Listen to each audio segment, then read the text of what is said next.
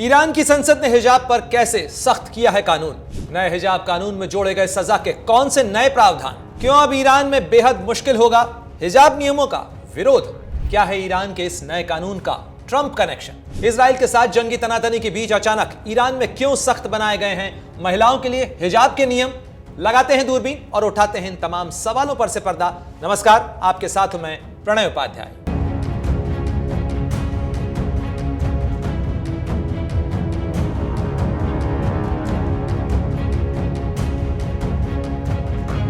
Iran की संसद ने नए हिजाब कानून को मंजूरी दे दी है। यह कानून इतना सख्त पाबंदियों वाला और खतरनाक है कि इस मुद्दे को लेकर मसूद पजेश्कियान की सरकार भी हिल गई है। मामला अब ईरान के सुप्रीम लीडर अयातुल्लाह अल खमनेई के पास जाएगा। ईरानी मीडिया रिपोर्ट्स की माने तो इस मामले को लेकर राष्ट्रपति पजेश्कियान खमनेई से 8 दिसंबर को होने वाली अपनी साप्ताहिक रिपोर्ट में उठाएंगे और इस पर रोक लगाने की कोशिश करेंगे। लेकिन पजेश्कियान ऐसा नहीं कर पाए तो ईरान की आधी आबादी बेपर्दा निकलने पर वो सजाएं भुगतेगी जिसकी कल्पना भी 21वीं सदी में किसी देश में नहीं की जा सकती। ईरान की संसद और गार्जियन काउंसिल ने 74 आर्टिकल वाले नए हिजाब कानून के मसौदे को मंजूरी दे दी है, जिसमें महिलाओं पर सीसीटीवी निगरानी रहेगी और साथ ही रेस्टोरेंट, होटल, टैक्सी वालों के लिए भी यह अनिवार्य होगा कि वो महिलाओं को बिना हिजाब देखने पर प्रवेश की अनुमति न दें और सरकारी अधिकारियों को इसकी रिपोर्ट जरूर करें। बिना हिजाब महिलाओं को रोजगार देने और प्रवेश देने वाली कंपनियों को भी जुर्माना भरना होगा। कैमरों की निगरानी के साथ साथ फेशियल रिकॉग्निशन को भी मंजूरी दी गई है ताकि जरूरत पड़ने पर पुलिस को फुटेज के साथ साथ संबंधित महिला की पूरी जानकारी भी मिल सके। खैर, यह कोई पहला मौका नहीं है जब ईरान में हिजाब को लेकर प्रावधानों की सख्ती बढ़ती जा रही है। ईरान में सन 1979 की इस्लामिक क्रांति के बाद से ही सार्वजनिक स्थानों पर महिलाओं के लिए हिजाब को अनिवार्य बनाया गया था। इससे पहले ईरान में महिलाएं कई पश्चिमी देशों की तरह ही पाश्चात्य पहनावे में नजर आती थीं। उस दौर की तस्वीरें आज भी कई बार सोशल मीडिया पर वायरल हो जाती हैं। मगर इस्लामिक क्रांति के बाद स्थापित हुई सत्ता में बीते कई सालों से महिलाएं हिजाब ना पहनने पर कड़ी सजाएं भी उठाती रही हैं और इस कानून के खिलाफ आवाज भी बुलंद करती रही है। ईरान में समय समय पर हिजाब के खिलाफ प्रदर्शन होते रहे।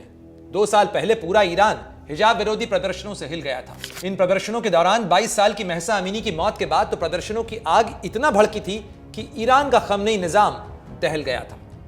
कुर्दिश मूल की ईरानी महिला महसा को ईरान की मोरालिटी पुलिस ने देश के ड्रेस कोड का पालन न करने के आरोप में गिरफ्तार किया था।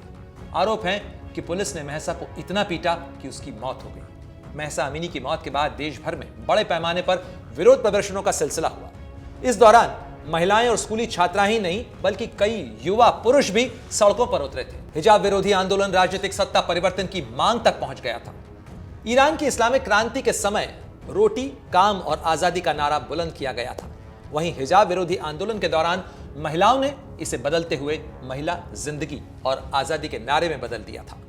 ईरान ने एक तरफ इस आंदोलन को बढ़ावा देने के लिए अमेरिका जैसे पश्चिमी देशों पर आरोप लगाए थे, तो वहीं पूरी सख्ती के साथ इस आंदोलन को दबाने के लिए भी जोर लगाया। ईरान की सत्ता और सैनिक शिकंजे की ताकत के आगे निहत्थे महिलाओं का आंदोलन आखिर कितना टिक पाता। सो धीरे धीरे हिजाब की पाबंदियों पर विरोध का यह आंदोलन सिमट गया। महिलाओं के लिए हिजाब और आजादी का मुद्दा भले ही बरकरार रहा हो, लेकिन सड़कों पर न केवल प्रदर्शनों का सिलसिला टूटा बल्कि उसकी अगुवाई करने वालों को मौत की सजा जैसे गंभीर सजाएं भी सुनाई गई। हालांकि हिजाब के खिलाफ उबले महिलाओं के गुस्से ने ईरानी नेताओं को यह जरूर बता दिया कि इस मुद्दे को फिलहाल न छेड़ना ही मुनासिब है। लिहाजा कई नेता इस बात के पक्ष में थे कि सख्ती भले ही बरकरार रखी जाए, लेकिन इस मामले पर ज्यादा हंगामे से परहेज किया जाए, क्योंकि यह ईरान की आधी आबादी का मुद्दा है और खासकर ऐसे में जबकि देश में तेजी से युवा आबादी बढ़ी है, इस विरोध के मुद्दे को छेड़ना मुनासिब नहीं होगा। मगर ईरान में नेताओं का एक तबका ऐसा भी था जो परिवार बचाने के नाम पर महिलाओं के लिए हिजाब को नैतिकता का पैमाना मानता है और यही वजह है कि राष्ट्रपति मसूद पेजेश्कियान की चिंताओं और सलाह को दरकिनार करते हुए भी नया हिजाब कानून लागू किया जा रहा है। हिजाब पर कानूनी प्रावधान सख्त करने वाले विधेयक को पारित करने के पक्ष में 152 सदस्यों ने मत दिए, जबकि इसके विरोध में केवल 34 ही मत पड़े हैं। यह कानून साफ कहता है कि अगर कोई भी महिला सार्वजनिक स्थान पर अनुचित कपड़े पहनते हुए पाई जाती है तो उसे 4th डिग्री की सजा दी जाएगी। यानी ईरान में हर महिला के लिए हिजाब पहनना अनिवार्य है और ऐसा नहीं करने पर उसे कड़ी सजा के लिए तैयार रहना होगा। ईरानी मीडिया रिपोर्ट्स के मुताबिक हिजाब प्रावधानों के खिलाफ महिलाओं के बढ़ते असंतोष और बागी तेवरों को दबाने के लिए देश के पूर्व राष्ट्रपति इब्राहिम रईसी के निर्देशों पर हिजाब और पवित्रता कानून को तैयार किया गया था। इसे हिजाब एंड चैस्टिटी बिल कहा जाता है। इस नए कानून का नया पहलू इसमें बढ़ाया गया सजा का प्रावधान है। पुराने कानून के मुताबिक हिजाब के नियमों को तोड़ने वाली दोषी महिला को 10 दिन से लेकर 2 महीने तक की कैद की सजा हो सकती थी और साथ ही 5,000 से लेकर 5 लाख रियाल तक का जुर्माना उसे भरना पड़ता, जो कि भारतीय मुद्रा में करीब करीब 10 रुपए से लेकर 1,000 रुपए था। लेकिन अब जो कानून बदला जा रहा है, जिसमें फोर्थ डिग्री की सजा का प्रावधान किया गया है, उसमें कैद की सजा 5 से 10 साल तक हो सकती है और जुर्माने की रकम 18 करोड़ से 36 करोड़ रियाल यानी 36,000 रुपए से 75,000 रुपए तक बढ़ जाएगी।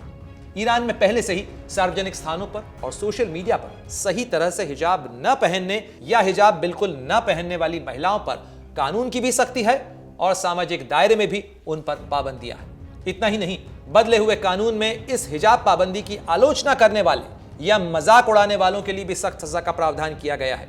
साथ ही सोशल मीडिया पर कथित नग्नता या अश्लीलता को प्रोत्साहित करने वालों के लिए भी कड़ी सजा तय की गई है। और तो और बदला ईरानी कानून कहता है कि जिस शख्स की कार में महिला ड्राइवर या महिला यात्री नियमों का उल्लंघन करते हुए पाई जाती हैं तो उन्हें भी सजा भुगतनी होगी। यहां तक कि ईरान के कपड़ा व्यापारियों पर भी पूरी नजर रखी जाएगी कि वो जो कपड़े बेच रहे हैं वो हिजाब कानून के मुताबिक हैं या नहीं। ईरानी संसद के बाद यह कानून अब राष्ट्रपति मसूद पजेश्कियान के हस्ताक्षर के लिए भेजा जा चुका है, जिन्होंने खुद देश के ड्रेस कोड नियमों पर असहमति जताई थी और हिजाब कानून में बदलाव या इस बिल का विरोध किया था। सुधारवादी छवि के माने जाते हैं मसूद पजेश्कियान और उन्हें पूर्व राष्ट्रपति इब्राहिम रईसी की हेलीकॉप्टर हादसे में हुई मौत के बाद पिछले साल ही नया राष्ट्रपति चुना गया था। ईरानी संविधान के मुताबिक राष्ट्रपति संसद से पारित कानून पर दस्तखत से इनकार तो कर सकते हैं, लेकिन वो किसी कानून को लागू होने से नहीं रोक सकते। यदि राष्ट्रपति दस्तखत से इनकार करते हैं तो सदन के स्पीकर और गार्जियन काउंसिल के पास यह अधिकार होता है कि ऐसी स्थिति में वो कानून को लागू करवा सकते हैं। साथ ही ऐसी स्थिति राष्ट्रपति और ताकतवर रूढ़िवादियों के बीच टकराव का मोर्चा भी खोल सकती है। ऐसे में यह सवाल उठना लाजमी है कि क्या हिजाब पर आए इस कानूनी बदलाव की टाइमिंग का कोई स्ट्रेटेजिक कनेक्शन है?